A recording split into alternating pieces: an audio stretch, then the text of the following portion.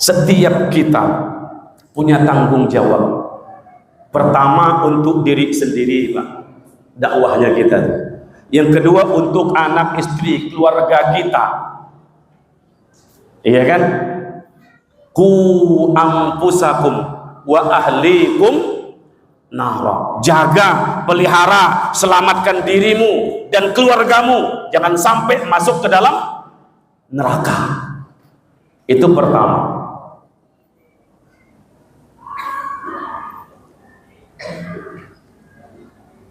Coba ada ayat kadang-kadang kalau enggak ikut orang-orang yang ahli dalam tafsir, kita enggak paham.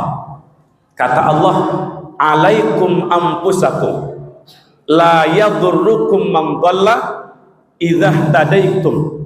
Coba, alaikum anfusakum, jaga, pelihara, selamatkan diri kamu, kata Allah. La yadurrukum man dhalla idza tadaitum. Orang yang tersesat tidak akan membahayakan kamu apabila kamu sudah dapat petunjuk. Ada orang memahami tuh kan, kalau begitu yang penting kita sudah dapat hidayah, yang penting kita sudah sholat, orang lain sholat kita nggak bahaya. Yang penting kita sudah ke masjid, orang lain maksiat kita nggak bahaya, tidak mudarat. Ini Abu Bakar As-Siddiq mengatakan, ayyuhan nas innakum taqra'una hadhil ayat. Hei manusia, kata Abu Bakar, kalian telah membaca ayat ini. Ayat tadi itu kan, la yadurrukum man dhalla idza tadaitum. Tidak akan memudaratkan kamu, tidak akan membahayakan kamu orang yang sesat kalau kamu sudah dapat hidayah. Apa kata Abu Bakar? Fa inni sami'tu Rasulullah sallallahu alaihi wasallam yaqul, sungguh aku mendengar Rasulullah bersabda, innan nas idza ra'awul munkar falam yughayyiru aw syaka ayya ummahumallahu biiqabil qabla ayyamutu. Sesungguhnya manusia, fa inni sami'tu Rasulullah yaqul, aku mendengar Rasulullah bersabda, kata Abu Bakar, innan nas, sesungguhnya manusia yang melihat kemaksiatan, kemungkaran di depan matanya, walam yughayyiru, tapi dia tidak ada usaha untuk merubah kemungkaran tadi menjadi kebaikan, gak mau ngajak orang kepada kebaikan. Awsyaka ayyahumahumullahu biiqabin qabla ayyamutu. Hampir-hampir Allah turunkan bala, musibah, bencana, azab kepada mereka semua sebelum mereka mati. Jadi jangan dikira kemaksiatan orang lain kita nggak kena imbas. Jangan. Coba ada hadis lain. Rasulullah Shallallahu Alaihi Wasallam bersabda, ada seorang laki-laki, yang seorang laki-laki ini berbuat maksiat di satu kampung. Iya, ma min rajulin yakunu fi qaumin. Satu orang laki-laki tinggal di satu kampung, di satu daerah. Ya'malu fihim bil ma'asi. Satu orang ini pelaku maksiat. Yaqdiruna ala ayyughayyiru alaihi wa la yughayyirun. Orang kampung itu semuanya taat, rajin ibadah. Orang kampung itu orang baik semuanya. Tapi orang kampung yang baik-baik ini tidak ada usaha untuk berdakwah, mengingatkan, mencegah pelaku maksiat satu orang ini. Iya.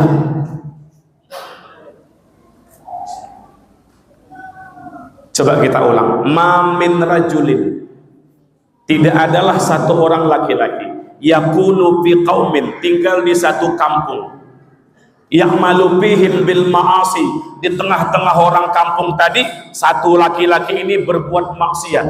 Yaqdiruna ala ayyughayyiru alaihi wa la yughayyirun illa asabahumullahu biiqabil qabla ayyamut. Orang kampung yang baik-baik itu nggak ada kerisauan, nggak mengkerut keningnya, nggak ada usaha mengingatkan, mengajak, mendakwahi pelaku maksiat tadi itu. Kecuali Allah turunkan bala, musibah, bencana kepada mereka semuanya. Jadi satu orang pelaku maksiat, yang lainnya orang baik tapi berdiam diri. Ini satu orang aja berbuat maksiat di kampung nih, kata Nabi, itu sudah mengundang datangnya bala, musibah dan bencana. Apalagi kalau kita lihat sekarang di tiap-tiap kampung banyak pelaku maksiatnya ketimbang orang taat itu. Coba kita hitung dalam satu kampung berapa kakak, satu kakak berapa jumlah orangnya, yang sholat subuh berapa orang coba ke masjid? Iya kan? Kalau istilah tarik tambang itu lebih banyak yang narik ke murka Allah ketimbang menarik rahmat Allah Subhanahu wa ta'ala. Jadi besar bahaya akibatnya. Coba kalau guru saya itu membuat analogi, buat satu tamsil perumpamaan, kita punya rumah, hidup bertetangga. Satu hari rumah tetangga kita ini dilahap si jago merah, kebakar api. Lalu kita bilang, ini kan tugas pemadam kebakaran, kita nggak usah rame-rame gotong royong madamkan api, ntar juga datang pemadam.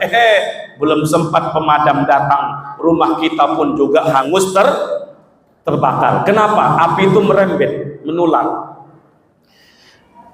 Sekarang depan, belakang, kanan, kiri kita ini kebakaran api maksiat.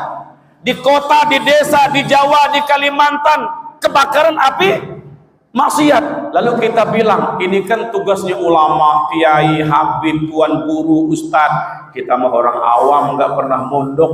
Jangankan kitab gundul, kitab gondrong kita nggak bisa baca. Biar itu tugas ulama, tugas kiai. Hanya mengandalkan ulama.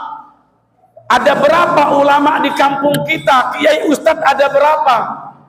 Kiai ulama juga perlu makan, perlu minum, tanggung jawab terhadap anak dan istri. Hanya mengandalkan ulama untuk berdakwah, mengajak kebaikan, mencegah dari kemungkaran. Akhirnya kita pun ikut-ikutan berbuat maksiat juga.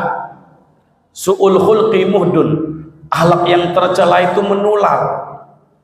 Jadi kalau kita nggak mau rumah kita ikut kebakar, ayo gotong royong sama-sama rame-rame padamkan api yang membakar rumah tetangga tadi sebelum merembet ke rumah kita. Kalau kita nggak mau ikut ketularan dalam maksiat, ayo rame-rame gotong royong cegah pelaku maksiat itu, ajak dia kepada kebaikan. Tapi tentu tadi watawasau bil marhamah, dengan kasih sayang.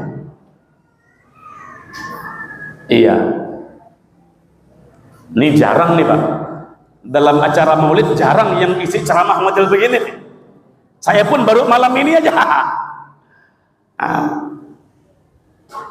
Maka setiap kita mesti siap untuk berdakwah.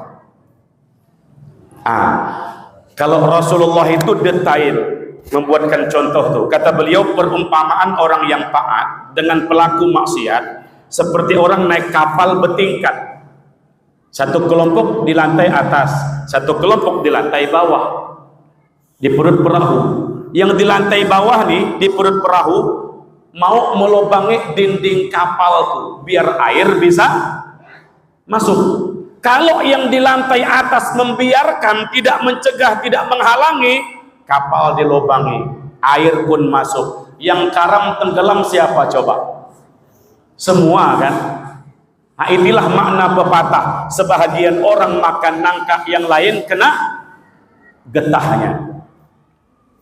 Segelintir orang berbuat maksiat dan mungkarat, zina, mabuk, judi, korupsi, tapi yang lain juga kena.